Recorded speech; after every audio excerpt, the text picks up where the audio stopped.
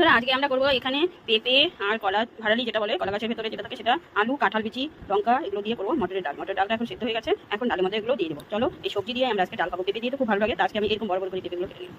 এখানে ডাল সেদ্ধ হয়ে গেছে, ডালের মধ্যে আমি দিয়ে দিচ্ছি পেঁপেগুলো, কাঁঠাল বিচি দিয়ে দেবো, কলা ভাড়ালি, এখন দিয়ে দেবো কাঁচা লঙ্কা, ঝাল ঝাল করবো, দিয়ে দেবো আলু। ডালের সঙ্গে হবে আলু। এখন ডাল ফোড়ন দিয়ে দেবো।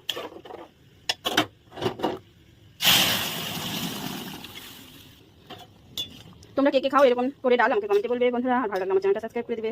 আমার ডাল সব ফোড়ন দিয়ে ডালটা আমার রান্না হয়ে গেল আজকে।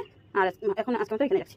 মটরের ডাল দেখো, ভাড়ালি, কলার ভাড়ালি, কাঁঠালের বীজ আর হলো আলু, সবকিছু দিয়ে সবকিছু দিয়ে সবজি দিয়ে ডাল। ডাল রান্নাটা আমাদের কেমন লাগবে জানি। আর কে এরকম ডাল খেতে পছন্দ করো বলো। আর করেছি আলু ভাজা আমাদের আজকে দুপুরে মেনুতে। আর এই দেখো আলু ভাজা রান্না, এখন খাওয়া দাওয়া শুরু।